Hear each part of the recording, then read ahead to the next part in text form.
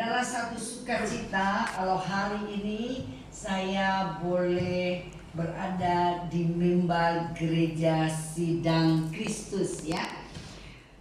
Saya sangat berbahagia dapat berjumpa dengan jemaat di tempat ini. Ini adalah pertama kali saya berada di mimbar ini ya. Ada pepatah yang mengatakan kalau tidak kenal maka tidak sayang ya.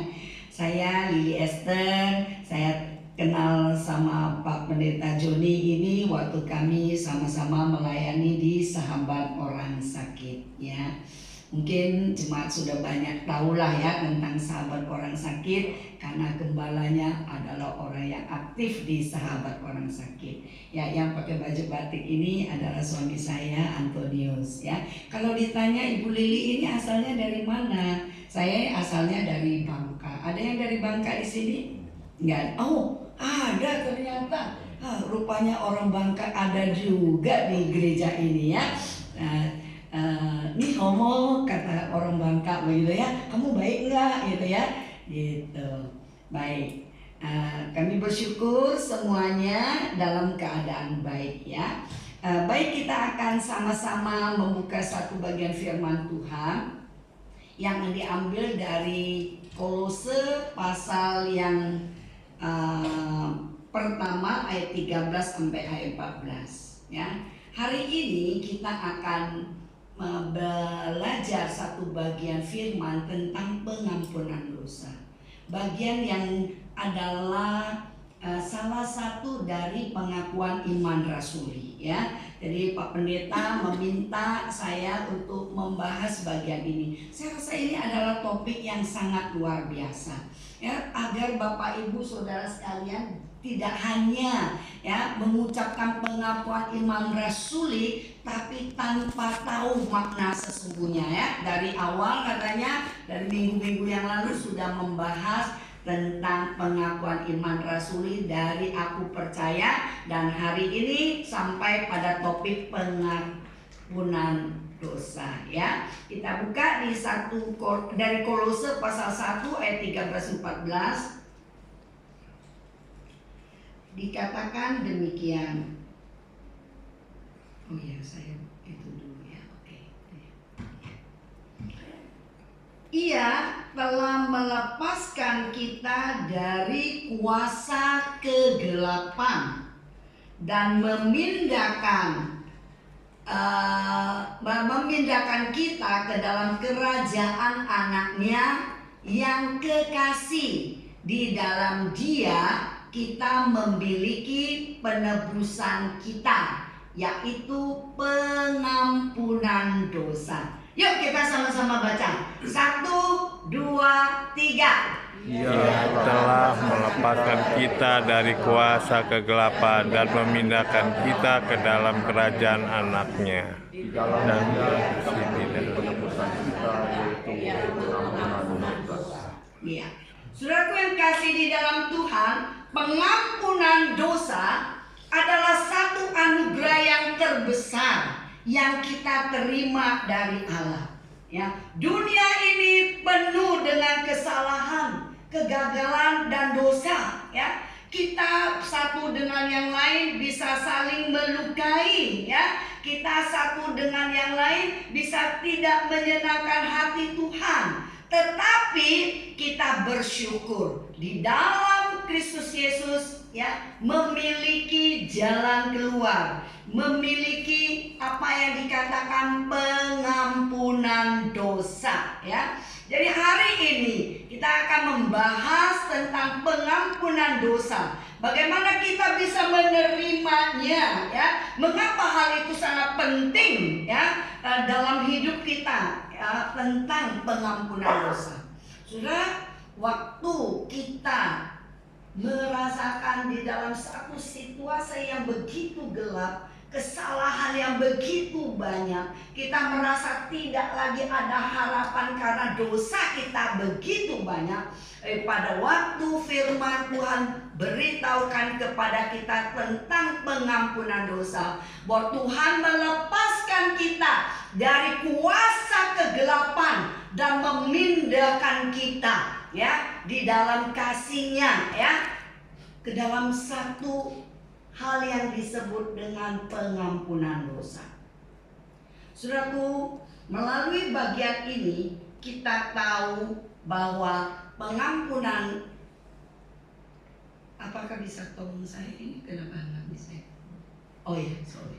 Ya, melalui bagian ini kita diajarkan sesuai dengan ayat yang kita baca bahwa manusia diciptakan sempurna, namun dosa memisahkannya dari Allah. Maka terjadi apa yang disebut dengan kegelapan itu. Sudah, mungkin kita pikir apa sih dosa begitu? Kayaknya saya nggak melakukan hal-hal yang berat-berat, itu bunuh orang atau nipu orang. Saudaraku, yang disebut dengan dosa itu bukan hal yang kelihatannya sederhana, tapi itu kelihatannya serius. Kenapa serius? Karena firman Tuhan memberitahukan kepada kita bahwa semua manusia itu berdosa. Kok semua? Memang firman Tuhan katakan demikian. Ya, di kitab Roma dikatakan semua manusia itu berdosa. Dari kita punya leluhur ya, Adam dan Hawa, dia melakukan perbuatan yang melanggar perintah Tuhan. Lah, kok makan buah aja dianggap begitu serius? Cuma makan buah doang kok dianggap dosa gitu ya. Nah, saudara, kadangkala orang membuat begitu simpel. Kenapa sih Tuhan mempermasalahkan orang makan buah sampai keturunannya dianggap berdosa? Tapi bukan masalah makan buahnya, tapi masalahnya adalah ketidaktaatan. Tuhan perintahkan bahwa semua yang ada di Taman Eden ini boleh kamu makan, tapi yang satu ini jangan. Tetapi yang dibilang satu ini jangan justru dilanggar, sehingga itulah yang disebut dengan dosa ya. Jadi dosa itu bukan hanya sekedar melakukan perbuatan yang salah, tetapi itu adalah pemberontakan melawan Allah ya. Seriusnya itu seperti demikian. Coba bayangkan, waktu Adam dan Hawa, mereka belum melanggar apa yang Tuhan beritahukan kepada mereka makan buah, mereka nggak tahu tuh apa yang namanya salah. Mereka nggak takut tuh yang bertemu dengan Tuhan. Tapi pada waktu mereka melanggar perintah Tuhan, mereka makan buah yang dilarang oleh Tuhan, maka mereka pada waktu itu menjadi takut sama Tuhan. Mereka ngumpet gitu ya. Padahal tadinya mereka senang bertemu dengan Tuhan, tetapi mereka menjadi takut. Oleh karena apa? Karena pemberontakan itulah. Jadi saudara, dosa itulah yang menjadi penyebab manusia terpisah dari Allah ya. Karena dosa adalah pemberontakan melawan Allah, memilih jalan kita sendiri ya daripada jalannya Tuhan ya, mendengar maunya kita sendiri ya, mendengar maunya si iblis daripada mendengar suara Tuhan. Nah, itulah yang disebut dengan dosa ya. Jadi dikatakan tetapi yang merupakan pemisah antara kamu dan Allahmu adalah segala kejahatanmu ya. Kita mungkin pikir, wah, kalau yang melakukan kesalahan yang kecil-kecil, sudahlah, tidak apa-apa. Saudara, bahayanya tuh seperti itu. Kita selalu menganggap bahwa dosa yang kecil itu tidak apa-apa, ya, tidak apa-apa itu ya. Tahukah? Emang itulah cara iblis untuk memberikan suntikan. Tidak apa-apa, dosanya kecil kok.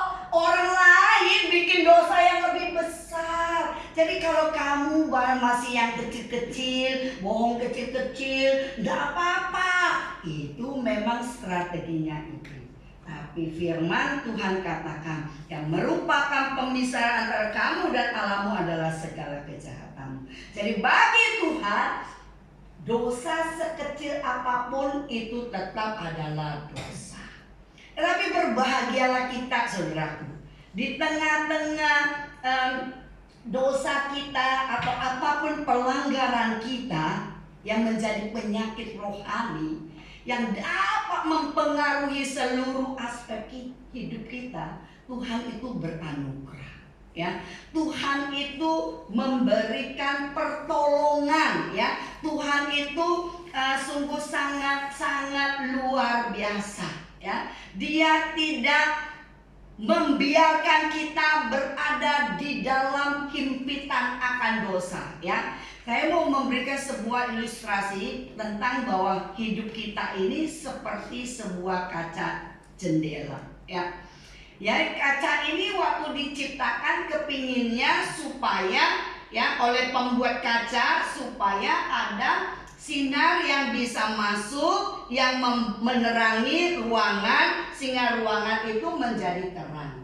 Tapi ketika kita membiarkan jendela kita itu berdebu, ya, bahkan kita iseng-iseng mencepretkan lumpur di jendela kita, ya. Jadi jendela kita itu yang tadi yang terbuat daripada kaca yang begitu terang, tapi dibiarkan, ya, debu dan juga cepretan lumpur itu bernoda di kaca itu. Nah, itu membuat sinar matahari itu tidak bisa memasuki ruangan dan membuat ruangan itu menjadi gelap. Nah, seperti itulah, ya, dosanya kita, ya. Semakin banyaknya perbuatan dosa kita, semakin tidak kita bereskan dosa kita, maka sinar terang Allah itu tidak bisa bersinar jelas di dalam kehidupan kita.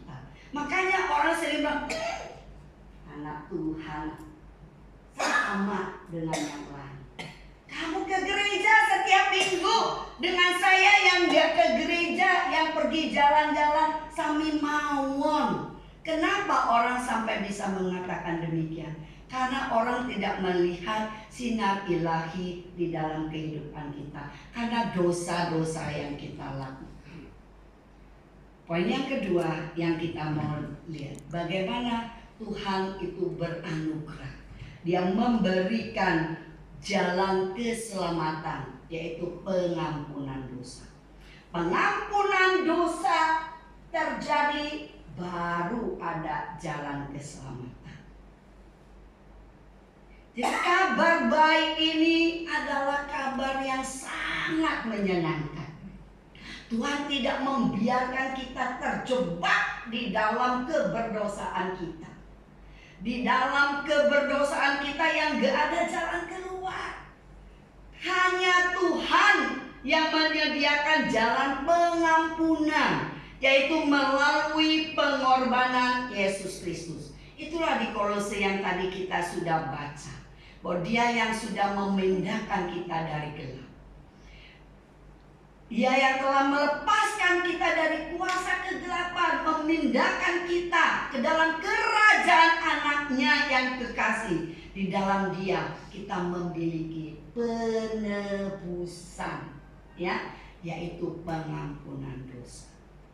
Saudaraku, pengampunan bukan suatu hal yang bisa kita usahakan, yang bisa kita kerjakan.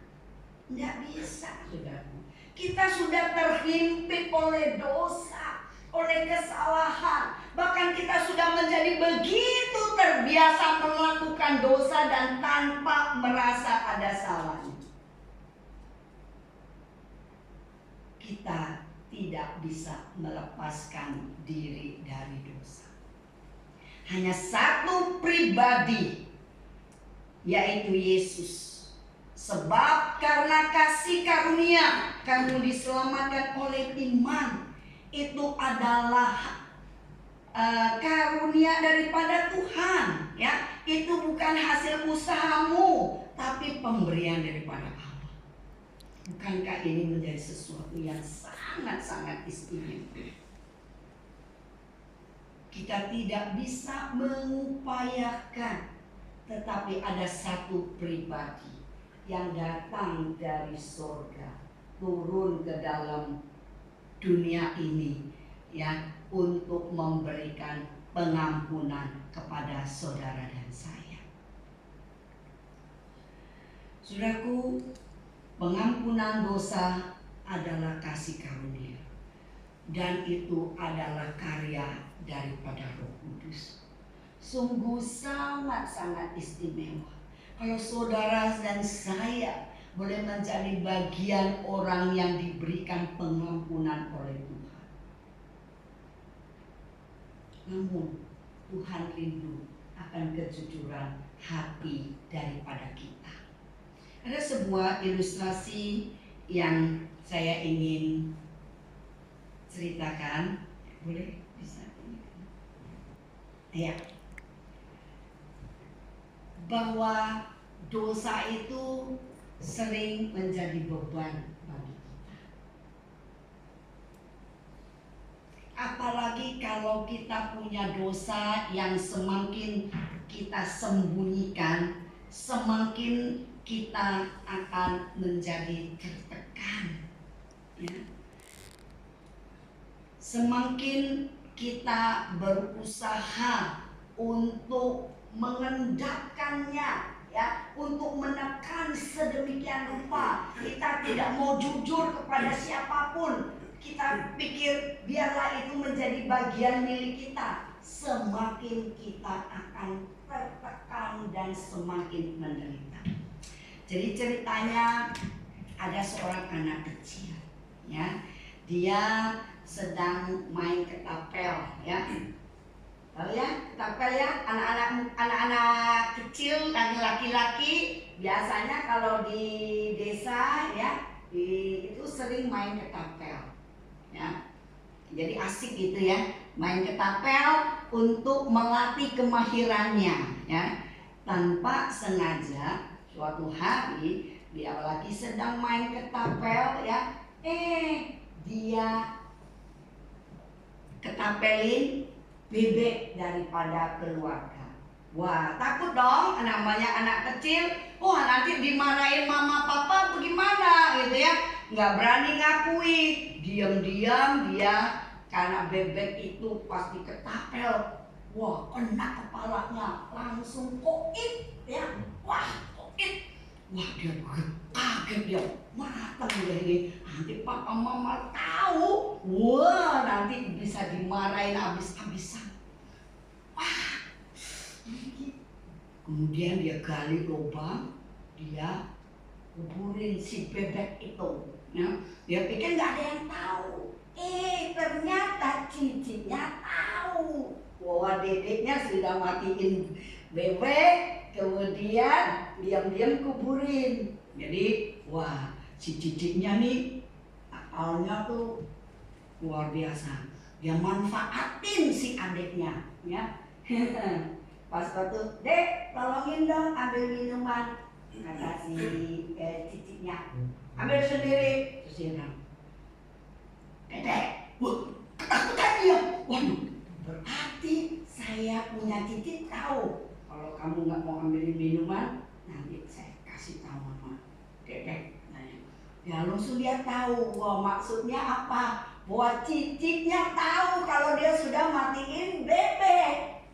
Ya, dimanfaatin, suruh cuci piring. Kalau adiknya udah capek pulang sekolah nggak mau cuci piring gitu ya, tuh, cuci piring, nggak, capek, bebek. Wah, dia langsung cuci piring gitu ya. Jadi setiap hari itu dimanfaatin sampai si adik dulu udah buat ya, pusing, aduh, capek juga ya.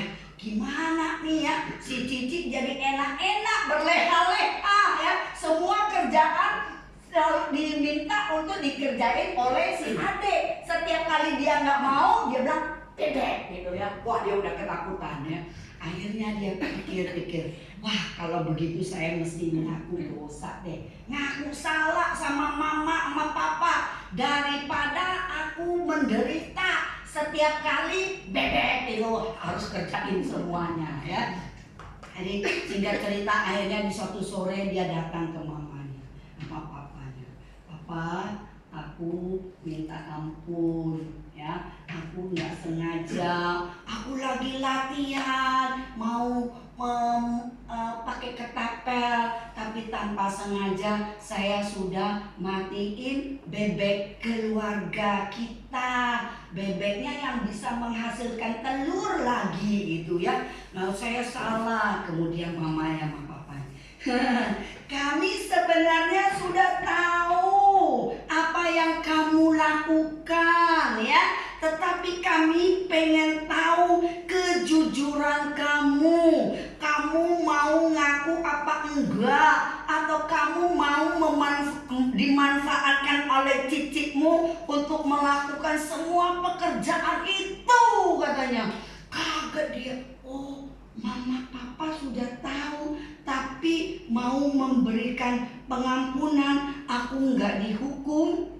Kata mama papa, iya, kami tahu bahwa kamu tidak sengaja melakukannya, tapi kami menunggu akan kejujuran kamu mau mengaku kesalahan. Itu yang kami harapkan. Tapi kami tunggu kamu berminggu-minggu, baru sore ini engkau datang mengaku akan segala kesalahan. Saudaraku, pada waktu itu anak itu menangis. Dia begitu merasakan kalau mamanya sekalipun tahu akan kesalahannya, tapi tidak menghukumnya. Saudaraku, demikianlah kita semua. Tuhan tahu akan semua pelanggaranmu. Tuhan tahu semua kesalahanmu. Tuhan tahu kalau kamu diam-diam itu lihat gambar porno di HP-nya kamu. Ya, memang papa mamamu nggak tahu, tapi kamu jangan pikir kalau papa mama nggak tahu, Tuhan nggak tahu. Tuhan tahu pelanggaran. Mungkin kita berpikir, wah, aku punya kesalahan, aku diam-diam selingkuh, istriku nggak tahu. Pokoknya yang penting uang setor terus ya, bunga datang terus ya, tapi selingkuh jalan terus. Saudara jangan pikir bisa bohongi istri. Tapi Tuhan gak bisa dibohongi. Tuhan tahu akan setiap pelanggaran kita. Tuhan perlu kejujuran kita. Tuhan perlu kita mau mengaku di hadapan. Mungkin saudara kerja di kantor, ya korupsi dikit-dikit lah, korupsi waktu, ya, atau korupsi hal yang kecil di kantor, ya, ambil sesuatu dari kantor bawa pulang ke rumah, ya, orang semua juga ambil kok, ya, bawa pulang 50 lembar kertas dari kantor ke rumah nggak apa-apa lah. Saudara, mungkin kita pikir itu hal yang kecil, tapi bagi Tuhan itu adalah ketidakjujuran. Itu mengambil, bukan haknya kita. Barang kantor hanya untuk keperluan di kantor dipakai, bukan untuk kita bawa pulang. Saudara, mungkin kita anggap itu hal yang kecil, tapi setiap pelanggaran kita, kalau kita mau mengaku dosa di hadapan Tuhan, Tuhan mau memberikan pengampunan. Seperti anak kecil itu yang selalu dimanfaatkan oleh kakaknya, oleh cicitnya, ya. Tapi pada waktu dia mengaku dosa bahwa salah dia di hadapan mamanya, dia diampuni kesalahannya. Demikian juga kita. Tuhan memberikan pengampunan kepada kita. Tuhan rindu agar kita mau mengaku dosa kita, maka Ia adalah setia dan adil, sehingga Ia mengampuni segala dosa dan menyucikan kita dari segala kejahatan. Saudara, mau nggak kita jujur? Saudara nggak perlu jujur sama sama mamamu, ngaku dosa sama mamamu, belum tentu perlu. Tapi engkau perlu ngaku dosa di hadapan Tuhan. Dan engkau berubah. Ya, enggak mungkin engkau banyak melakukan hal-hal yang enggak benar terhadap keluargamu. Tapi saat ini adalah waktunya untuk kita mengaku dosa di hadapan Tuhan. Waktu kita berani mengaku dosa kita di hadapan Tuhan, maka Tuhan berjanji akan memberikan penyucian atas dosa kita. Mungkin saudara sudah buang waktu ya, sepanjang hari kerjanya sosmed aja. Dosa nggak itu? Dosa sebenarnya. Karena apa? Karena kita buang waktu kita sedemikian rupa ya, hanya untuk sesuatu yang tidak bermanfaat. Coba bayangkan kalau kita kerja melakukan sesuatu itu jauh lebih bermanfaat. Tetapi kita kadang menggunakan waktu kita 5, 6 jam, 7 jam, 8 jam hanya untuk sosial media. Saudara, ketika kita tidak bijaksana menggunakan waktu kita, itu adalah dosa. Tetapi apapun dosamu, ya, dosa besar, dosa kecil, kalau engkau mau mengakui di hadapan Tuhan, Tuhan mau memberikan pengampunan. Pengampunan Tuhan itu adalah begitu sangat luar biasa.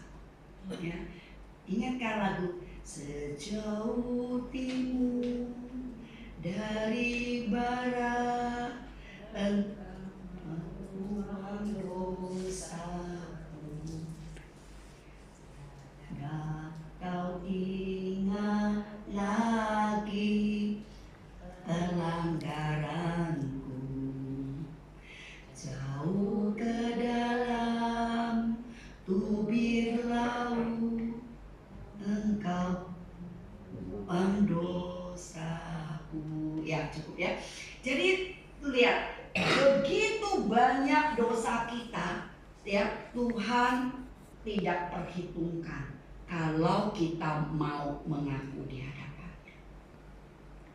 Sebagaimana orang yang di samping Tuhan Yesus, waktu Tuhan Yesus ada di kayu salib, dia punya dosa begitu banyak. Ketika dia mengatakan kepada Tuhan Yesus, maukah engkau ingat aku ketika engkau berada di Firdaus? Tuhan bilang apa? Hari ini kau akan bersama denganku. Tuhan memberikan pengampunan. Pengampunan Tuhan itu luar biasa. Walaupun dosa kita semerah apapun, ya, Tuhan mampu membuat itu menjadi putih seperti salju. Yang penting kita harus mengakui akan dosa kita dan kita terima Tuhan Yesus sebagai Tuhan dan Juru Selamat kita. Disitulah kita akan menerima pengampunan dari Tuhan. Dosa kita diampuni dan pelanggaran kita tidak diperhitungkan. Sudah mungkin tanya, lalu setelah saya terima Tuhan Yesus sebagai Tuhan dan Juru Selamat, apakah aku nggak berdosa lagi? Kira-kira kita masih berdosa lagi nggak? Sudah terima Tuhan masih berdosa nggak? Apa udah nggak lagi? Kita masih bisa jatuh di dalam dosa. Siapa yang setelah terima Tuhan kemudian nggak jatuh di dalam dosa? Bohong kalau dia bilang dia nggak jatuh di dalam dosa. Pendeta sekalipun dia tetap jatuh di dalam dosa. Ketika dia pikirannya nggak benar, betul dia dosa. Ya, ketika dia nggak melayani jemaat dengan benar, itu juga udah dosa karena tidak sesuai dengan yang Tuhan mau. Jadi setelah kita disucikan oleh Tuhan, kita sudah bertobat, kita masih bisa jatuh di dalam dosa selama kita masih ada di dunia ini. Itulah maka Tuhan mengatakan kepada kita untuk kita selalu meminta pengampunan daripada Tuhan. Tuhan tahu kalau kita ini adalah terdiri dari darah dan daging. Kita masih mungkin jatuh di dalam dosa ketika kita masih di dalam dunia ini. Maka Tuhan memberikan kasih setianya kepada kita. Tuhan mau kita punya kerendahan hati, datang kepada Tuhan, mengakui kesalahan kita, minta ampun, ya. Saudara, kalau kita lakukan, maka iblis tidak bisa mengulik-ulik kita. Saudara tahu nggak? Seringkali orang bisa merasa putus asa karena iblis itu mensuntikan hal-hal yang negatif. Dosamu udah besar ya, Tuhan gak akan ampuni kamu ya. Ingat ya, wah iya ya, dosaku besar ya, Tuhan gak ampuni lagi ya. Kok aku sudah bertobat, aku jatuh lagi, Tuhan gak akan ampuni. Nah, itu kesempatan iblis untuk mengkulik-kulik kita. Akhirnya kita, udahlah, percumalah ke gereja, toh aku jatuh dalam dosa lagi. Saudara, ingat bahwa ketika kita dengan tulus mengakui akan segala dosa kita, Tuhan itu setia dan adil. Dia akan mengampuni dosa kita. Jadi pengampunan dosa itu ya terus menerus Tuhan kerjakan buat kita. Dimulai dari atas kayu salib. Dan sampai saat ini pengampunannya itu berlaku bagi kita. Jadi bedanya dengan orang lain apa? Beda. Kita secara hakikat bukan lagi orang berdosa secara hakikat. Kita sudah ditebus. Tapi di dalam perjalanan, dalam proses hidup kita, mungkin kita bisa jatuh dalam dosa. Bisa tangkap nggak? Secara hakikat kita bukan orang berdosa lagi, karena Tuhan Yesus sudah tebus kita. Tapi di dalam proses kehidupan kita, kita mungkin jatuh di dalam dosa. Oleh karena itu, maka setiap hari kita perlu minta Tuhan memperbaharui kita.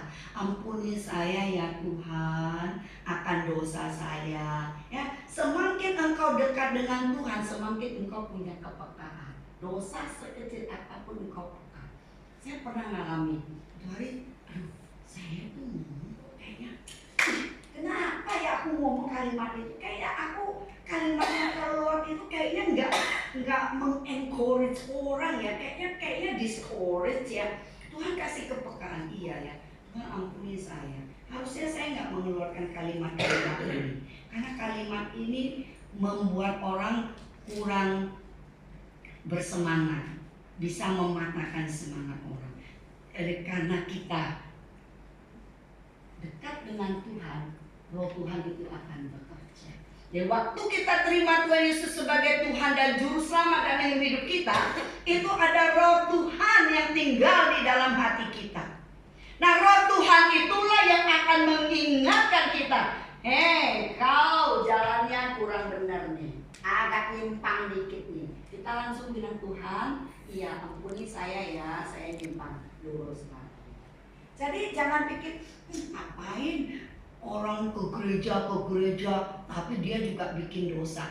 Ke gereja aja bikin dosa, apalagi nggak ke gereja, tambah bikin dosa. Justru waktu dia ke gereja, dia diingatkan oleh firman Tuhan, dia akan mundur sedikit. Oh iya ya, aku nggak benar. Minta pengampunan daripada Tuhan. Jalan lagi. Jadi saudaraku, Roh Kudus itu berperan luar biasa untuk mengingatkan kita. Jadi jangan padamkan Roh Kudus yang ada di dalam hati kita, yang selalu ingatin kita. Jangan dianggap diamlah Roh Kudus, diam, biasa-biasa aja tuh. Orang yang ngelakuin dosa yang lebih gede aja, mereka enjoy aja, aku kan cuma kecil. Jangan ya. Ketika Roh Tuhan mengingatkan kita bahwa itu salah, kita cepat harus katakan, Tuhan ampuni saya. Baru kita punya rohani bisa tumbuh. Ya.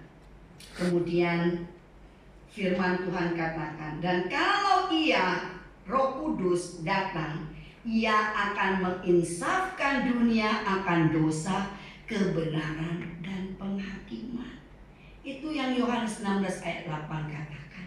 Jadi Roh Kudus itu menginsafkan dunia akan dosa, menginsafkan saudara dan saya punya dosa, supaya saudara hidup di dalam kebenaran, ingat akan penghakiman Tuhan. Nah, kalau sudah seperti demikian, itu akan membuat kita dengan pertolongan Tuhan, kita dimampukan untuk hidup benar di hadapan Tuhan. Saudaraku yang kasih di dalam Tuhan, poin yang keempat berbicara tentang pengampunan dosa mengubah hidup kita. Saudara mau hidupnya diubahkan oleh Tuhan? Kalau saudara mau hidup saudara diubahkan oleh Tuhan, maka saudara harus mengambil satu tindakan. Dan pengampunan dosa bukan hanya tindakan ilahi yang membebaskan kita dari hukuman dosa, tetapi itu pengalaman yang mengubah hidup kita. Jadi memang itu adalah tindakan ilahi yang pengampunan dosa terjadi sekarang, dan itu berefek pada hari penghakiman yang akan datang, pada waktu Tuhan datang kembali, ya, atau waktu kita dipanggil Tuhan menghadap Tuhan. Pengampunan dosa itu seperti demikian. Tapi nggak hanya sampai di situ. Kasihan banget kalau kita menerima pengampunan dosa dari Tuhan hanya tunggu sampai nanti Tuhan panggil kita meninggal di dalam Tuhan, atau Tuhan datang kedua kali. Enggak. Justru pengampunan dosa itu menjadi pengalaman yang mengubah hidup kita, yang membuat hidup kita berbeda daripada waktu kita belum terima. Ada sukacita, damai sejahtera, hidup kita yang dipulihkan oleh Tuhan. Kita jadi punya tujuan yang baru, hidup yang penuh dengan ketenangan. Jadi waktu saudara merasakan Tuhan memberikan pengampunan akan dosa dan kesalahan kita, maka kita merasakan ada ketenangan. Beda dengan orang yang lain. Orang lain tuh selalu pikir aku berbuat baik supaya dosaku tertutupi. Enggak. Kalau di dalam kekristenan justru kita sudah diberikan pengampunan dosa, maka kita mau hidup benar di hadapan Tuhan, dan kita mau merasakan ketenangan hidup yang Tuhan berikan. Saudaraku, banyak orang yang gak tenang hidupnya. Kalau orang gak tenang hidupnya itu ujung-ujungnya apa, tahu nggak? Bapak, ujung-ujungnya apa kalau orang hidup gak tenang? Stres. Ujung-ujung daripada stres apa? Stroke. Ujung-ujung daripada stroke apa? Mati.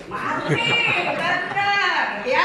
Orang kalau udah stroke gitu ya, depresi ya. Kalau udah stroke dia akan depresi ya. Nah, kalau sudah depresi, kalau tingkat tinggi bisa ada satu kata yang disebut bunuh diri. Kenapa? Karena mereka tidak punya ketenangan hidup. Jadi hati-hati saudara. Ya. Firman Tuhan mengingatkan kita, pengampunan dosa ya Tuhan berikan kepada kita, dan itu menjadi bagian yang memberikan kita ketenangan hidup. Amin. Amin, saudaraku. Saudara mau tenang hidupnya? Tenang hidupnya gak bisa di luar Tuhan. Hanya Tuhan yang mampu memberikan ketenangan hidup kepada kita.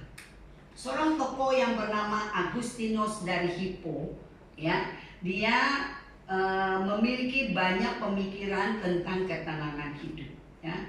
Dan dia seringkali mengkaitkan dengan hubungan manusia dengan Tuhan, ya. Nah, salah satu kutipan yang paling terkenal ya tentang ketenangan dan kedamaian hidup karena dosa yang sudah diampuni, dia katakan demikian melalui buku Confession-nya. Engkau telah menciptakan kami untuk dirimu ya Tuhan, dan hati kami gelisah sampai menemukan perhentian di dalam engkau.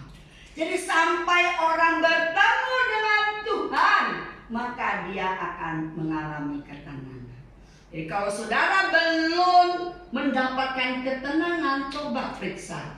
Jangan-jangan puluhan tahun kita ke gereja, kita hanya nyetor muka kepada boksu kita atau kepada teman kita, tapi kita tidak bertemu dengan sang sumber hidup yang memberikan ketenangan. Saudaraku, hati kita dipenuhi sukacita dan damai sejahtera. Kita punya tujuan hidup yang baru. Maukah kita mengatakan bahwa, baik, slide yang berikutnya, bahwa melalui hasil daripada pengampunan dosa itu adalah penghapusan rasa bersalah. Itu pasti terjadi.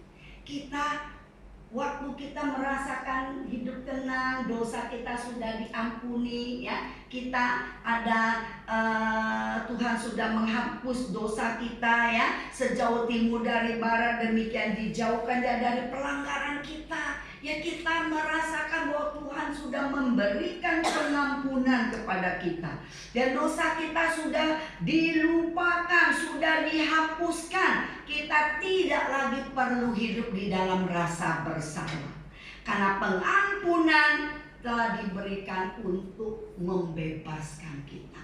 Jadi seringkali ada orang yang sudah diampuni, sudah ngaku dosa sama Tuhan, tapi masih dikejar-kejar rasa bersalah. Kenapa? Kalau Tuhan sudah ampuni, ya udah lupakan dong. Tapi satu, jangan bikin lagi. Misalnya kita tanpa sengaja kita sudah jatuh di dalam dosa perzinahan, ya, anak-anak muda, ya, tanpa sengaja jatuh di dalam dosa perzinahan, kemudian sudah diingatkan dan sudah mendapatkan pengampunan daripada Tuhan, ya sudah, jangan diingat-ingat lagi, tapi jangan buat lagi.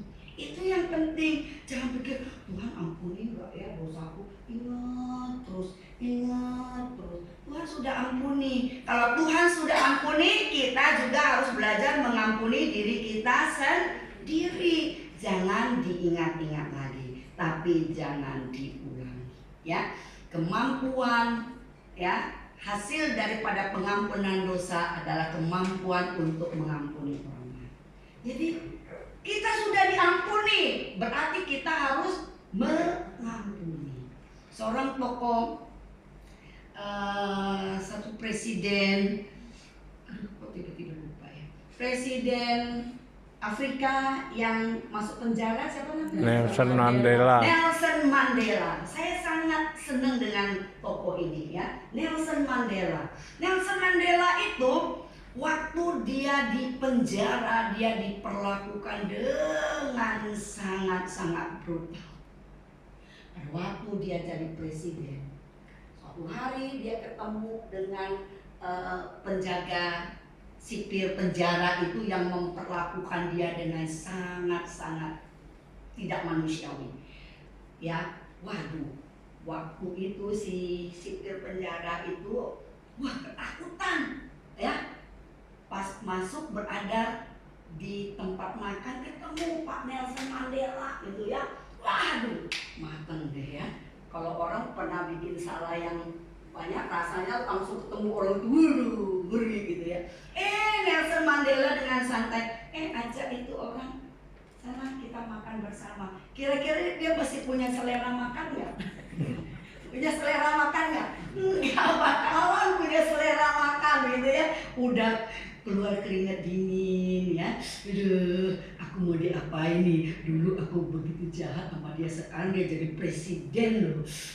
Tapi apa? Nelson Mandela, dia adalah anak Tuhan, ya. Dia belajar bahwa Tuhan mengampuni, dia sekarang mengampuni kami, ya. Dan diajak makan bersama. yang orang yang berbuat jahat itu sedang menunggu untuk dihukum, tapi ternyata dia diberikan siraman yang baik, ya. Hal-hal yang baik diperlakukan dengan sangat baik. Jadi saudara, ketika engkau sudah diampuni dosamu oleh Tuhan, engkau juga bukan orang baik-baik. Saya juga bukan orang baik-baik. Kalau kita bukan orang baik-baik, kita orang berdosa, dan Tuhan sudah berikan pengampunan kepada kita, apakah boleh kita tidak mau mengampuni orang lain yang salah kepada kita? Ya, jadi kuasa daripada pengampunan dosa, ya, kita diampuni, maka kita belajar untuk memberi pengampunan kepada orang lain. Saya nggak mengatakan mudah untuk mengampuni orang lain. Bayangin kalau kita dikhianati sedemikian rupa, kita difitnah sedemikian rupa, kita diminta untuk mengampuni orang itu. Dia udah ngejelekin kita di mana-mana, gitu ya.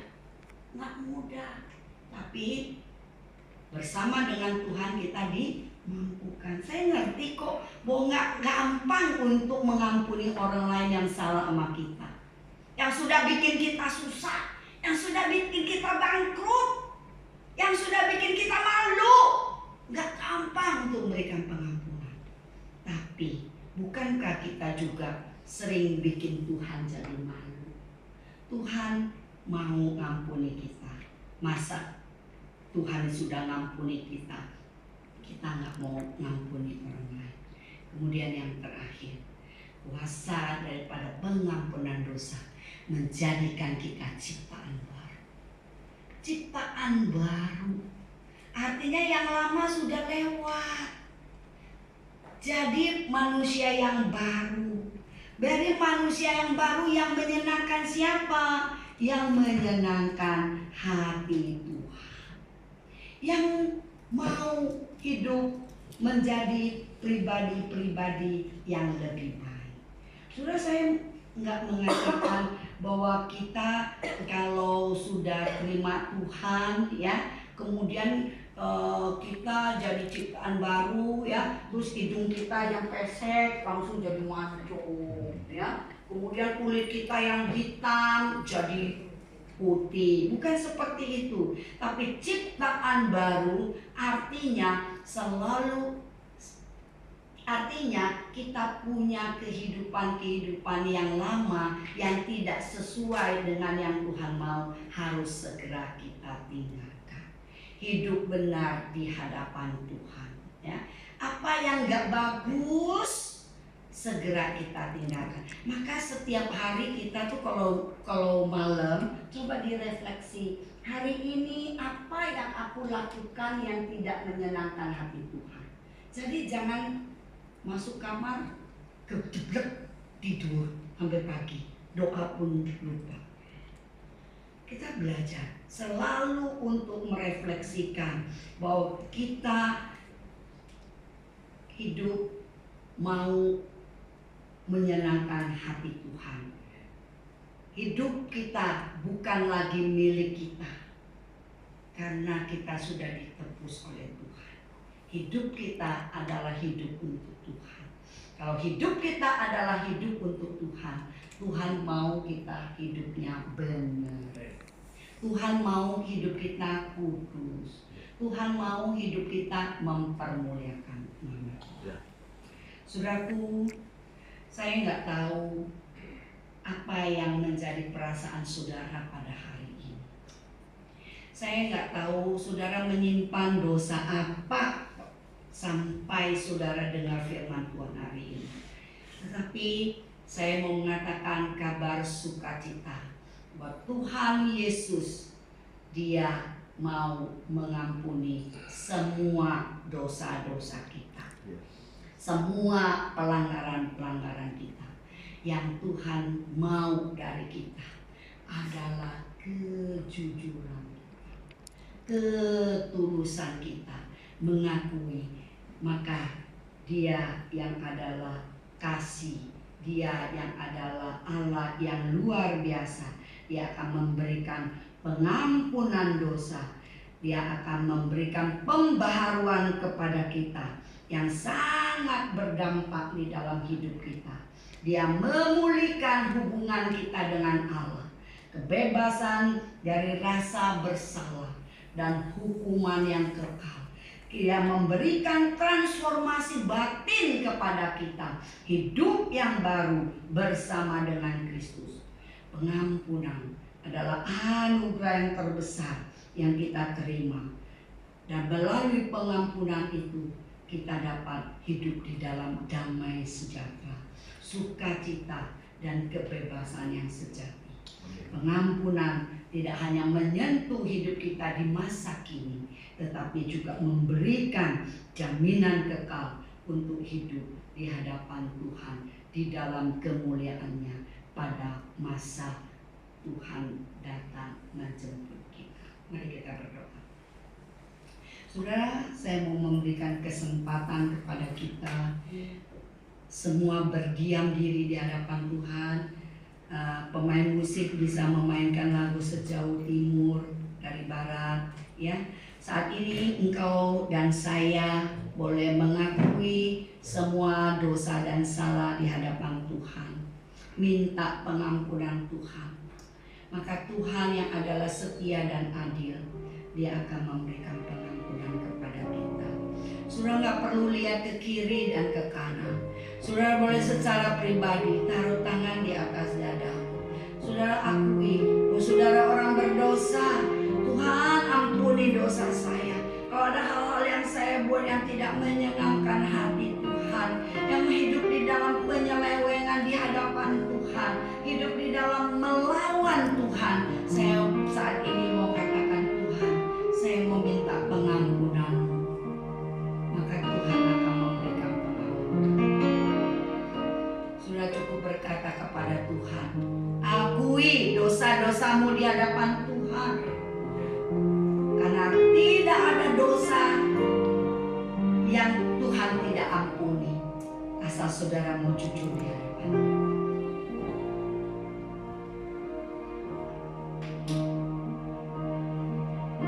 Tuhan, Engkau melihat mereka yang sudah menyatakan dan mengakui akan segala kesalahan mereka.